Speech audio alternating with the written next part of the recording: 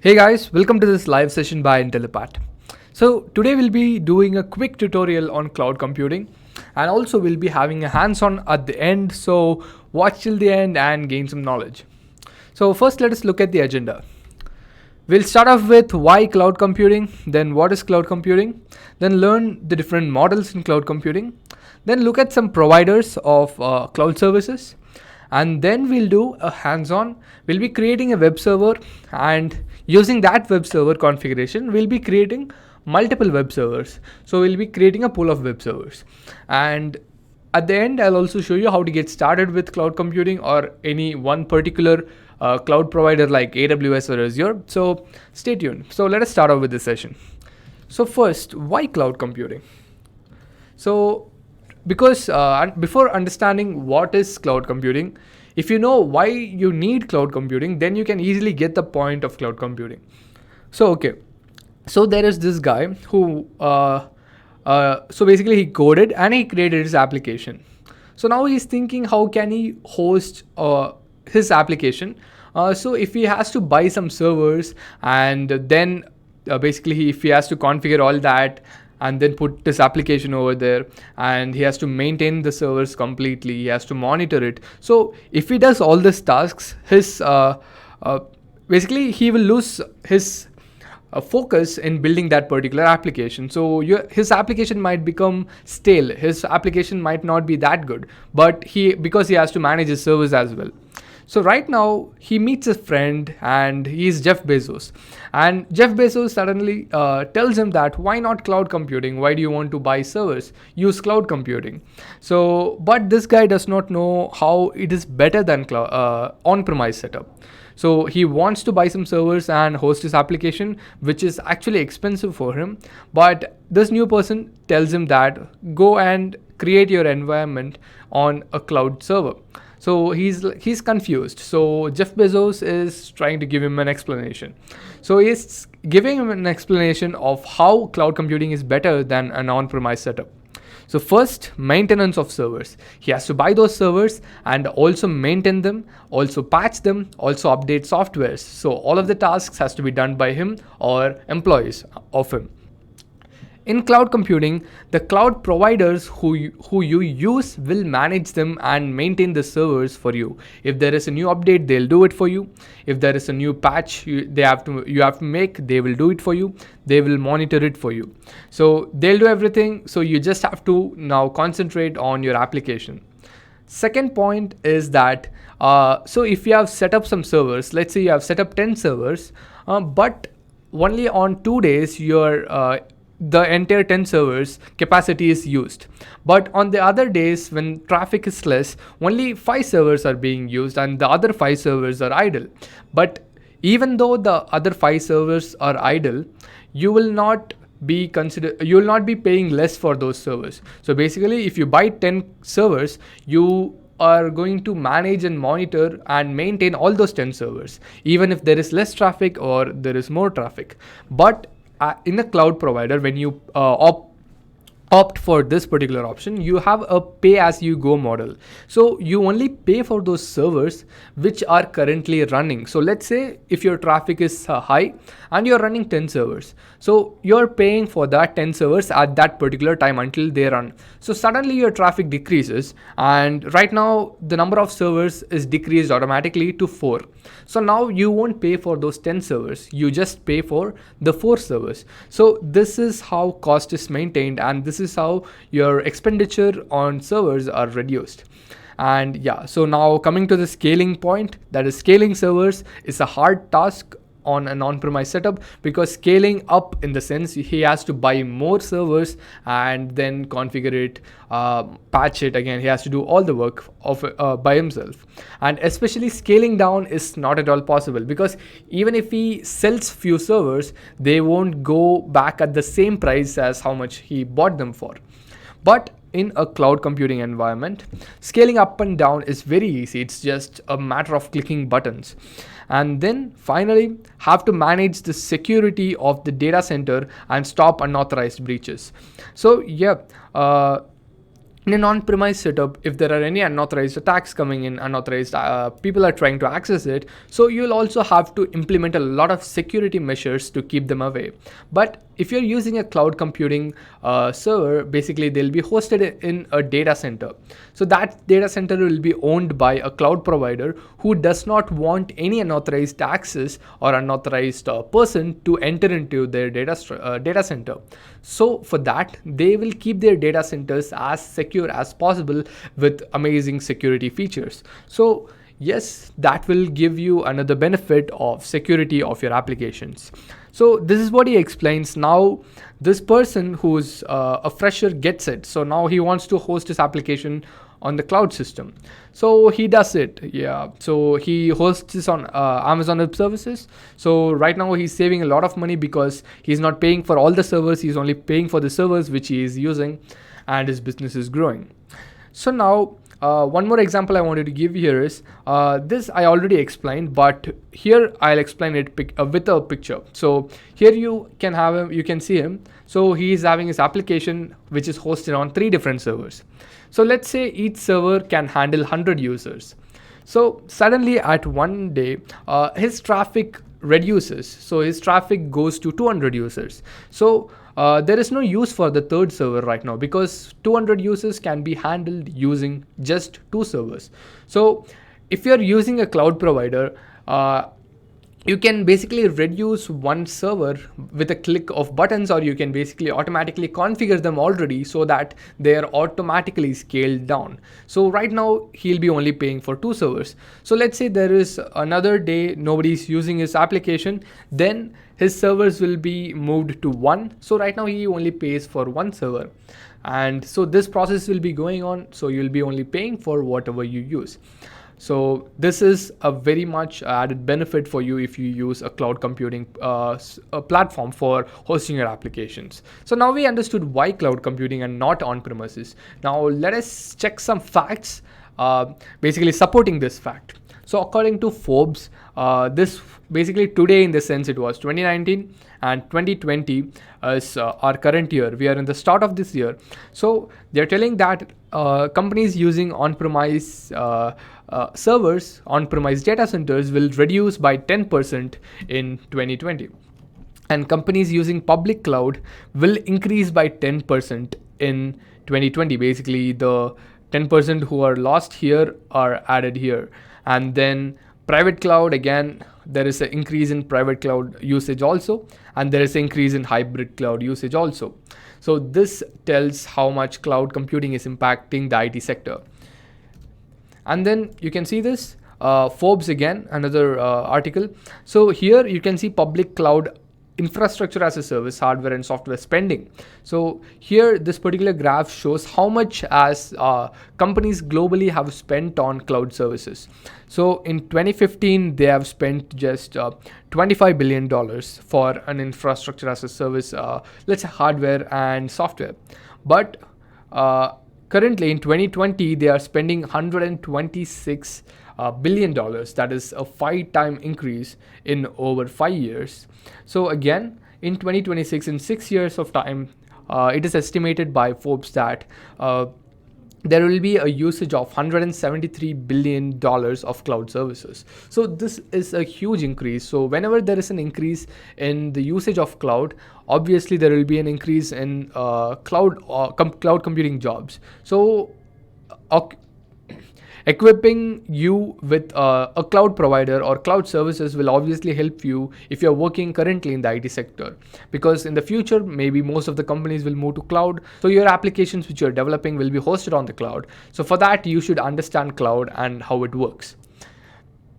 And yeah, so again, why cloud computing? So I wanted to show some companies which are very popular brands using cloud computing. So obviously Facebook uses cloud computing for storing its data. So Google, so a simple example for Google is Google Drive. So you store data online. So where is it stored? It is stored in a Google's data center. So that particular data center is called the cloud. And then Reddit, Netflix, Amazon are all hosted on AWS. So AWS is the most popular cloud service, cloud provider. So these uh, popular companies or companies' websites and applications are hosted on AWS. And again, Apple, Samsung, these companies use Azure for their cloud needs. And Salesforce is altogether a different cloud service, which is a CRM tool. And BMW, Cisco, even they use cloud services for their architectural needs. So guys, we've looked at why cloud computing. So now let us look at what is cloud computing. So in the simplest terms, cloud computing is a technology where a resource is provided as a service through the internet to a user. So here the user can be an individual or a company. So cloud computing is a technology. It is a buzzword. So they provide resources over the internet. So let's say I want a server. So I'm not going to buy a server and configure it. So I'm just going to go to the website of that cloud provider, and I'm just going to enter the information of my server, how I want that server. So once I enter it and hit enter, they will give me a server which is hosted in their data center. So I'm able to access the server which they are giving me through the internet. So whatever transactions you do on a cloud computing technology, you do it via internet. So any service provided via internet to you is a cloud service. Even Gmail is a cloud service because you're using it through the internet. But Gmail is not hosted on your computer. It is hosted on a server which is owned by Google. So Google is providing you a cloud service. So this is what cloud computing is, basically providing you a service or a resource through the internet. Now, I wanted to share this particular case study also because Netflix is one of the biggest television network as well as internet network. So they provide you a lot of movies and a lot of TV shows. And you can see here some facts with more than 100 million members. So Netflix has 100 million members. Think of their application's traffic. So they have a lot of traffic and they are using a cloud provider called Amazon Web Services. And you can use Netflix from 190 countries, and 125 million hours of TV shows and movies each day are being watched on Netflix. Sorry. So yeah, so now where do they use AWS for? So you can see here, Netflix uses AWS for nearly all its computing and storage needs. So Netflix needs storage because they have to keep their movies and TV shows. So all that content should be stored somewhere, as well as those content should be secure because there is a lot of piracy right now. So to stop piracy, they need to store it in a secure location, as well as databases, as well as analytics, as well as recommendation engines, because if you're watching a particular TV show, later that day or the next day, you might get a recommendation of a similar TV show or a movie. So for that, video transcoding, basically streaming the video to you, and then hundreds of functions. So yeah, there are so many functions in Netflix. There are so many series. There are different features. You can basically download and watch later, or you can stream on the go. So for all of that, AWS provides Netflix the solutions. So you can see here, Amazon Kinesis streams. So Kinesis is a real-time streaming platform as well as an analytics platform on AWS. So Jen Bennett, a senior software engineer in Netflix, is stating this particular quote. So Amazon Kinesis streams processes multiple terabytes of log each day, yet events show up in our analytics in seconds. So he's saying that Netflix is using Amazon Kinesis streams to process terabytes of log data. Even though it is processing terabytes of data, they are able to receive analytics in matter of seconds. So he's basically telling Amazon Kinesis is a very fast tool, and yeah, hosting in AWS is a very added benefit for Netflix because they do not need to manage any servers. And he is also saying we can discover and respond to issues in real time, ensuring high availability and a great customer experience. Yeah, when you get analytics in seconds, you can basically detect where exactly a problem is happening and you can resolve it in real time. Sorry guys. Okay, so let us continue. So we looked at this case study. Now you can understand that a company which is so huge for its TV shows and movies. So it is basically completely on AWS. Their entire architecture is hosted on AWS. Sorry, my throat is not well. So yeah, let me continue. So this is what the case study I wanted to share. If a company like Netflix can benefit from Amazon Web Services, even your company can benefit from a cloud provider. So it is not that you have to use Amazon Web Services. You can use Azure, you can use GCP, you can use Ali Cloud. So we'll see that later. So now cloud models, deployment and services. So basically there are two types of cloud models, deployment models and service models. So now coming to deployment models. In deployment models, there are three types: public cloud, private cloud, and hybrid cloud. And in service models, there are three types: infrastructure as a service or IaaS, platform as a service, and software as a service. These are the deployment and service models.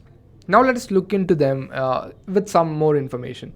So now first, public cloud. So public cloud, in the sense, your applications would reside on the shared infrastructure. So AWS or Azure have their data center. So if you are running any application, it will be hosted on their server, but that particular hypervisor or that particular environment can be shared by multiple users, but they will be isolated. So your application will be isolated from another person's application. So there won't be any problem, but a public cloud is for hosting your applications to be used by the end users. And then private cloud is, again, it is the same as public cloud, but your applications will be hosted on dedicated servers or infrastructure for you. So you can basically dedicate servers just for you in a cloud provider. Once you do that, you can basically launch your applications in those servers, and that entire server is for you. You can do any type of configuration. Every time you stop it or restart it, your server is for you. Nobody else can share that particular environment. And then finally, hybrid cloud. Hybrid cloud is a combination of both public and private. So let's say I have my company and I have two different applications. One application is for my company internally and one application which is for the public. So now I will host my internal application in the private cloud, and I'll host my public application in the public cloud. Why? Because if I host my private application on the public cloud, and that basically will leave my sorry. So basically that will leave my private application in a bit of security issues. So basically even public might try to view that. But if I host it in my private cloud, only my employees and only the people who are under that particular network can view it.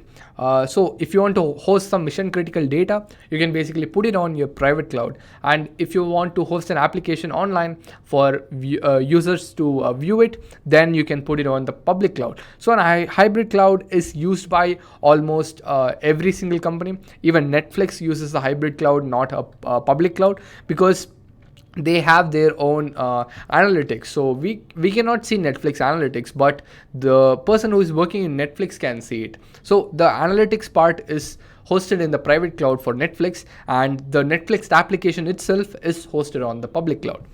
So we saw deployment models. Now let us look at service models. So now there are three types mainly, and this package software, you can ignore that. So package software, in the sense, an application which you make locally, the entire system is yours, it's your personal computer, then the application you create is yours. So you're going to manage everything for that application.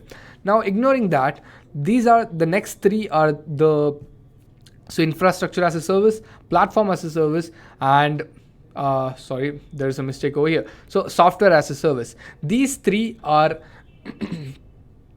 basically the service models which are used on a cloud system. So first, infrastructure as a service. So here you can see application, data, runtime, middleware, and operating system. So this is what you manage, and virtualization, servers, storage, networking is all managed by your vendor. Vendor in the sense, the cloud provider. So let us assume AWS. So AWS will take care of your virtual machines, your servers, your storage, your networking part. But You can choose what operating system your servers are running on.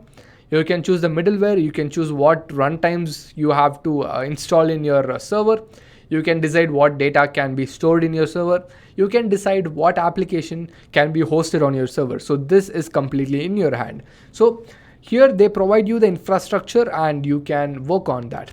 Next, platform as a service. Here even the runtime, middleware and operating system is managed by your vendor. You just have to click on that. You'll have to choose it. But using the platform as a service, you can basically upload your application's code completely and your application's data completely, and it will host the application for you. And finally, software as a service. The entire application's needs are hosted on the cloud and it is used by the cloud. So application data, runtime, middleware, operating system, and all the other operations are taken care by the cloud vendor. So application data in this sense, basically for an example of software as a service is Gmail or Google Docs or Google Sheets. So let's assume Google Docs. Google Docs, you can only create a document. You cannot see where that application is hosted, or you cannot get handle of the middleware or the runtime, what kind of what code it is using, or you cannot change the operating system, but you can use the software completely. Platform as a service, there is a service called Elastic Beanstalk where you upload your code and that code will be hosted on a website for you. And infrastructure as a service, there are virtual machines on the cloud providers where you can basically run where you can basically create servers and host your applications online.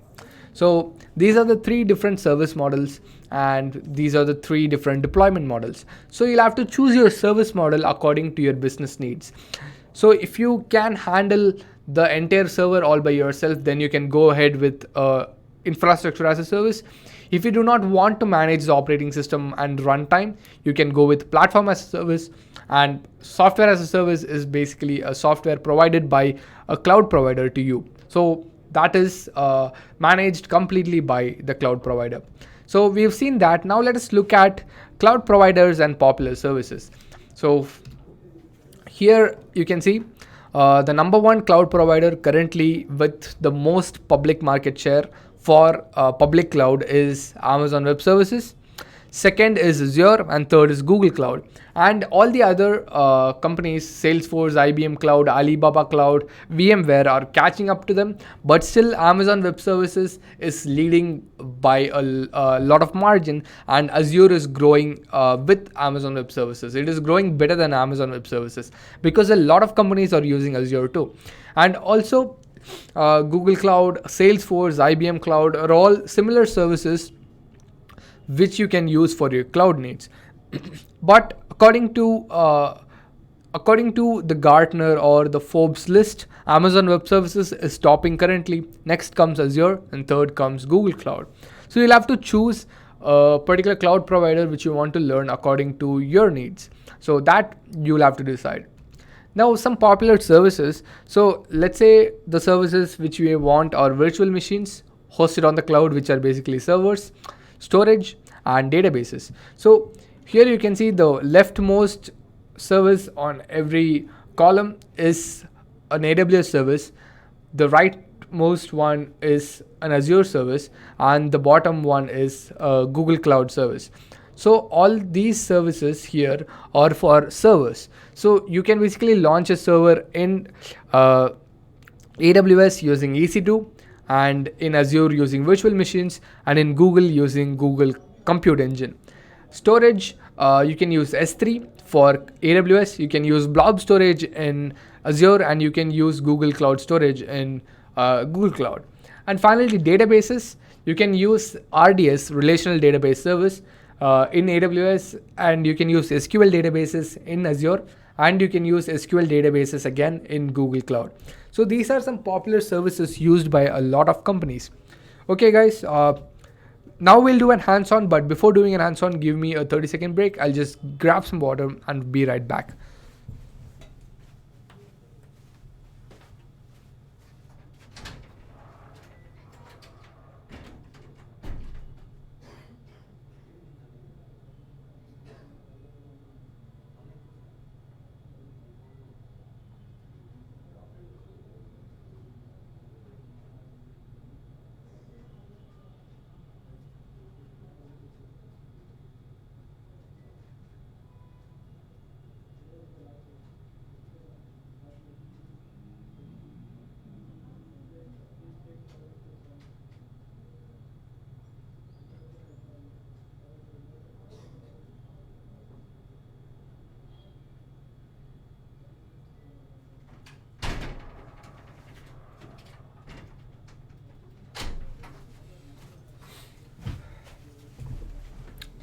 Thanks for waiting, everyone. So let us start off with the hands-on. So I've already logged into my AWS console. I'll be doing this hands-on on AWS. So what we are going to do is, I'm going to create an EC2 server. After creating an EC2 server, I'll be launching a web server, and then I'll be taking an AMI, which is basically a copy of that server, and use that copy to create multiple servers. So why this is needed? Because let's say you are creating a web application, so you'll not be doing the same configuration in all the servers, right? So let's say you have 100 servers and you want to run a single website in all those 100 servers. So what you do is, you basically do the configurations in one server, you complete it, and then use that server to create a copy, and using that copy you can create 99 more servers with the same configurations. So that copy is called AMI, Amazon Machine Images. So now let us start off with the hands-on. I'll be going ahead and doing your hands-on. So I'm opening the EC2 management console. So this is the first dashboard which you see. You can see running instances. Currently I don't have any instance running. So instance in the sense a server. So now let us click ahead and create our server. So I'm clicking on it, and you see a launch instance button here. So once you click on it, you will be asked to select an AMI. Now coming to AMIs, AMIs are basically selecting your operating system and your configurations. So here you can see an Amazon Linux. Here you can see a Red Hat Enterprise Linux. You can see Ubuntu. You can see Microsoft Windows as well. So you can choose what operating system your server should be running on. So I'm going to go ahead with Ubuntu. So I'll be selecting Ubuntu.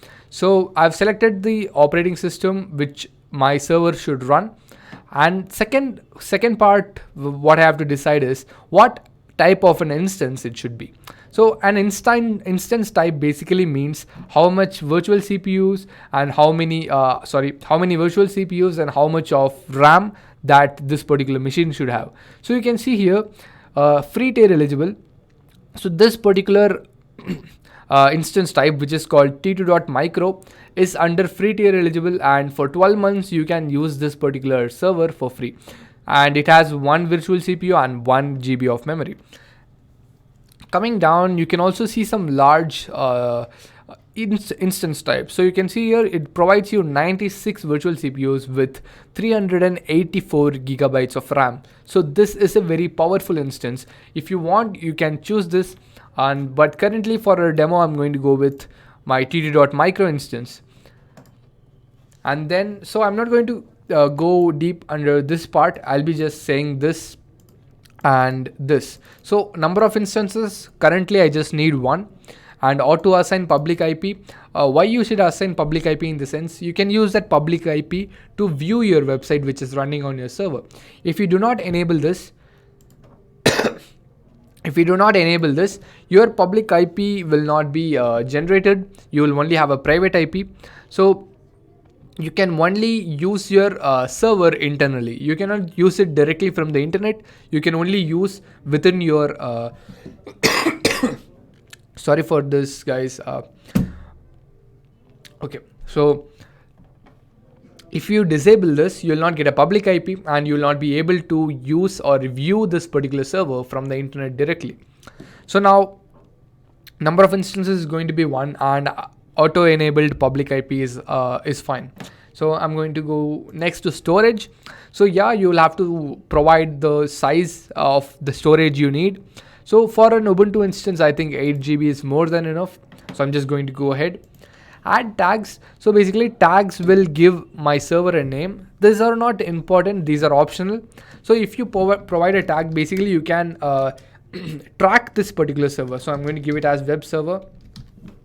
So fine. So next, configure security group. So now security group is one important part you'll have to take care of. Why? Because security group decides from where or who can access your server. So if you provide SSH22 from any IP address, then even you can log into my instance. From any computer in the world. Once you've logged into my AWS console, you can basically get my public IP and log into my server. So that's why I provide SSH TCP22. If you just want to log in from your system, basically paste your system's IP address over here and save it. So now SSH is fine. I'm going to add one more rule for HTTP.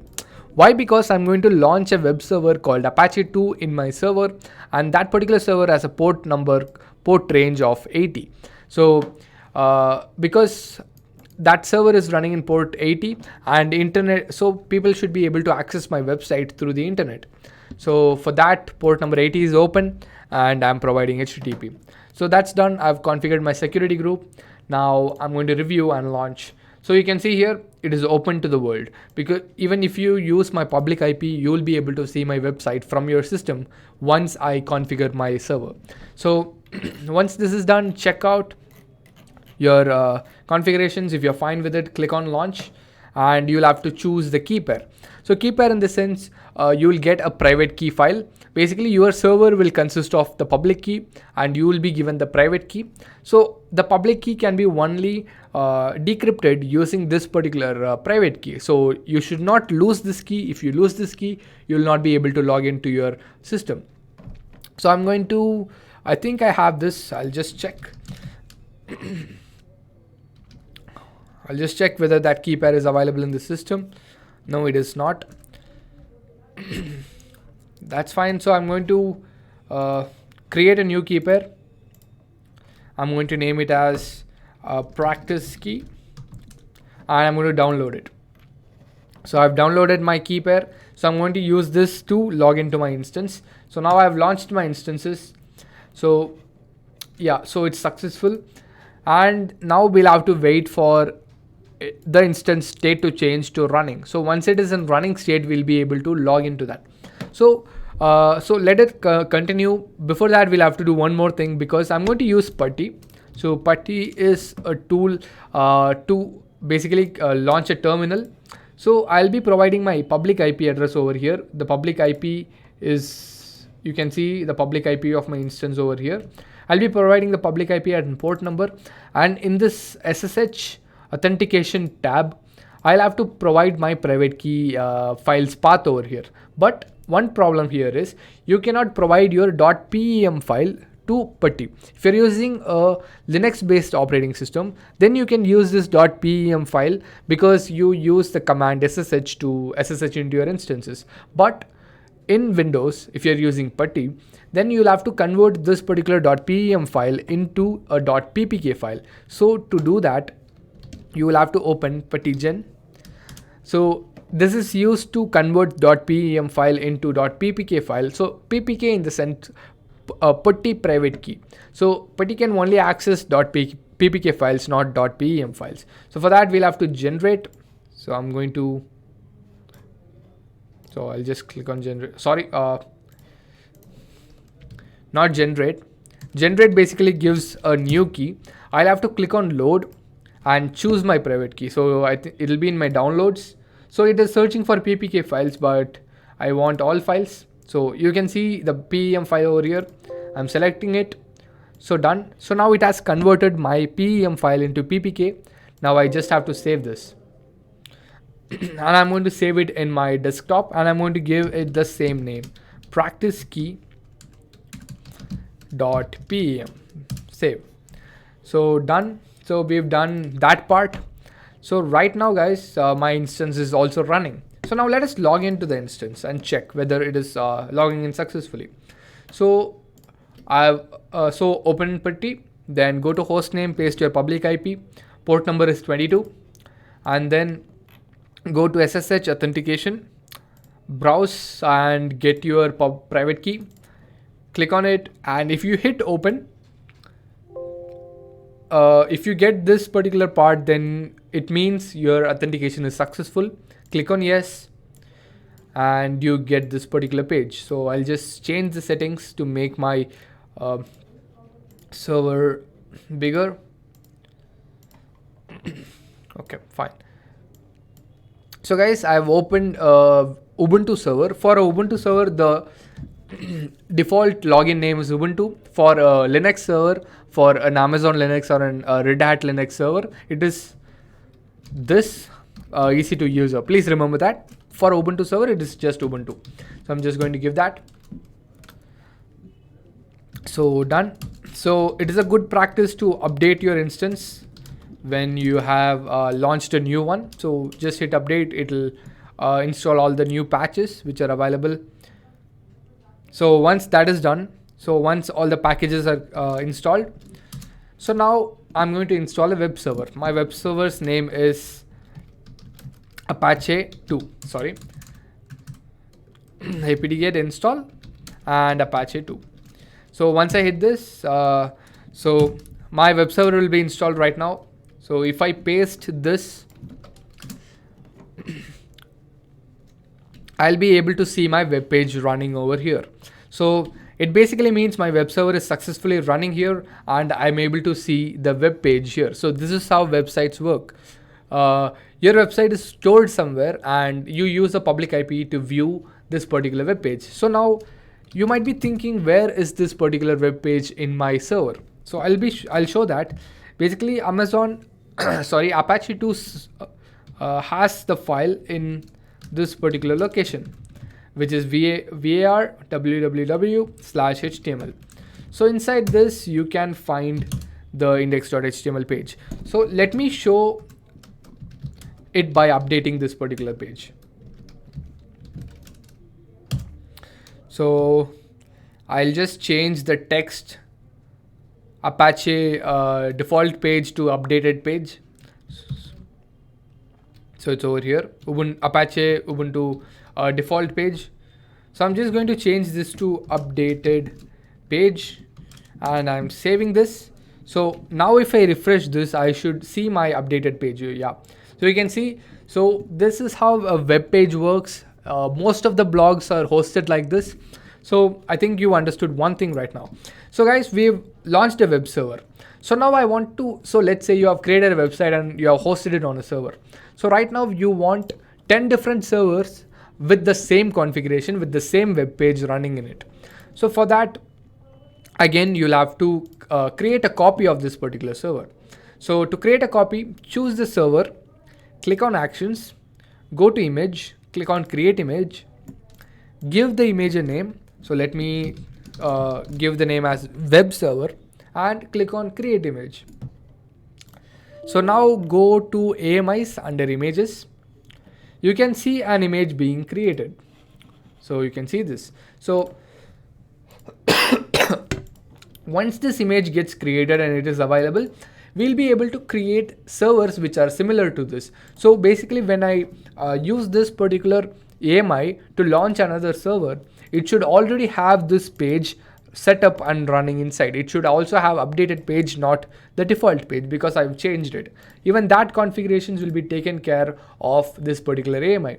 So once this is available, guys, we will be able to create servers using this. So you can do it in two ways. Once it is done, you will get an option launch here. You can just select it and click on launch and you can provide your configurations, or you can go to instances, or basically you can click on launch instance, go to my AMIs and you will see an AMI over here. So right now it is still creating, so you'll not be able to see it.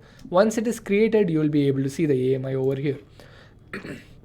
So let me go back to AMIs. So it's still pending. So yeah, so we'll not be see it in our AMIs. So let us wait. So you can see it was pending because it was rebooting my instance. Because it was copying all the configuration files and storing it. So don't think of this as very difficult. It's pretty easy. It is just a matter of few minutes to create a server and to create multiple servers, multiple similar servers. So the main two parts is done, creating a server and creating an AMI. So it's still, we'll have to wait until it gets available. So let's do that. So yeah, so you can see my instance got terminated because, not terminated, sorry, my instance was rebooting because it was creating an AMI. So let me first, so it's fine. So right now my website is still up and running, my server is up and running, that is more than enough. So going to AMIs, Sorry, it's taking a little bit of time. And you can see here private. So private in the sense this is my own AMI. You will not be able to see it from your different AWS account. So you can also make this public. So if you make this public, even others can use this AMI for their servers. So you can do that also. So right now it's taking some time. So right now it is available, guys. So basically we can launch servers directly. So you can go ahead and click on launch over here, and you will be seeing the second step, or you can go to instances, click on launch instance, and go to my AMIs, and you will be seeing the same AMI over here. So now I'm going to go ahead and create two different instances. So it's the same process, so I'm not going to explain this again. So I've selected my AMI, chosen. I'm going to create two instances. Next, add storage. I'm not going to change anything. I don't need a tag. Security group. Actually, I don't need SSH because I'm not going to log into my instance. But I need HTTP because I want to view my website. So I've provided HTTP. Review and launch.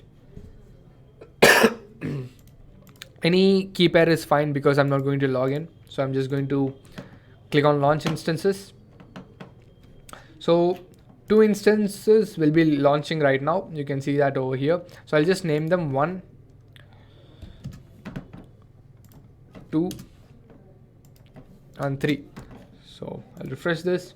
So currently you can see, guys, so what I'm going to do is, this is my first instance. This is my second instance. I'm going to copy the public IP, paste it here. And this is my third instance. I'm going to copy my public IP and paste it here. So once it is running, I should be seeing the same page hosted in my other two servers also. So if it is done, I have successfully created 3 different web servers on AWS. So you can see the Apache default page, updated page. You can see the updated page. So right now I have 3 different servers created in a matter of 10 minutes. And I've hosted a web page. So it's pretty simple to get started with AWS. So we've done with the demo, guys. I think you understood how this exactly works. We've created servers, launched a web server in it, and also created a copy and created multiple servers similar to it. So this is how it works in the IT sector also. You will not be launching 100 servers and configuring each and every one of them. You configure one server and create multiple servers using that. So we've done that. Now going back to my slides. So now how to get started with your cloud computing career. Let us look at that. So one, you can get started from this particular live because I've given a tutorial as well as some information about cloud. You can get started right now. You can go to Intellipaat blogs. We have a lot of informative blogs on AWS, Azure, and GCP, and also the basics of cloud. Learn from them. And also we have a YouTube channel where this particular live is hosted. You can go ahead and check for AWS, Azure tutorials. You can get all of them. We have complete tutorials on our YouTube channel. You can get started from there. So these you'll understand and you will get the concepts. But the thing is, to get a job, you should have a AWS or an Azure certificate. So to get that particular certificate, you will have to write the AWS exam or the Azure exam. But to prepare for it, it's pretty hard or pretty tough to gain all the real-time knowledge as well as project knowledge directly by viewing videos on YouTube and reading blogs. So for that, we've come up with a course called AWS Training Course for Solutions Architect. We also have other courses, but right now let's concentrate on Solutions Architect. So this course, we basically teach you complete AWS for Solutions Architect, where you can, once you've completed this course, you will be able to clear the AWS Solutions Architect exam and start applying for AWS jobs. So let me open our website and show you. First, let me close these. So now I'll open our website and show you the course and its details for further information. Okay, so we have some key features. First is instructor-led training. We have 36 hours of instructor-led training. So our instructors are working professionals who are currently working in AWS for this particular course. If it is an Azure course, they'll be working in an Azure domain. So yeah, we have proper instructors who are working in the industry, and we have self-paced already recorded courses. We have exercise and project works for 32 hours. We also provide certification and job assistance once you have completed the course successfully. You can schedule your trainings according to your needs on Saturdays and Sundays or on weekdays. You get this course for a lifetime. Whenever there is an upgrade which we are making, you can also view that. And 24/7 lifetime support and access. You can get any support on technical aspects of this particular course, or any aspect related to the course from us at any time in the day. So we have a 24/7 open technical support and and a lifetime upgrade. So yeah, also if you want to basically check how this training is done, you can click on this and view the course preview course video which we have put up here. And also we provide a unique shell scripting course with this particular solutions activate course, because most of the servers running on AWS are Linux servers, so basic understanding of Linux is required, so that we provide this course. And now let's just look at the content, a little bit of the content. And so this is the introduction. You get to know about cloud computing, and then database services. So you can see here Elastic Block Store, Amazon DynamoDB, data warehousing, Amazon Relational Database Service. So this is just a database service. We also teach other services like auto scaling and load balancing, VPCs, CLIs, IAM and monitoring, and furthermore. And also we provide DevOps on AWS self-paced recorded videos, AWS migration self-paced recorded videos, and some interview questions with recorded AWS white papers. So you can download the curriculum from here, guys. If you are watching this live right now, just go ahead and visit our website. Just check how much you can learn from this. And also we provide some amazing projects, AWS projects. We provide 3 different projects. First one is deploying a multi-tier website using AWS. Multi-tier in the sense the servers, the auto scaling part, the database part, as well as the domain name part. So that is multi-scaling, then web orchestration, and finally publishing Amazon SNS messages privately. So we provide these 3 projects. So basically, once you've completed this project, you will be having an experience of 6 months according to the training which we give, because we provide training as well as we provide projects and also job assistance. So you can check out this page right now. So let me go back to my slides. Okay guys, whoever is watching this video, you can use this coupon code YouTube30 on our website to get a 30% off on any course. Currently, you can go ahead and use this code to buy a course and you'll get instant 30% off. So thank you for attending this session, and I hope the hands-on helped you. So thank you, and meet you in another session.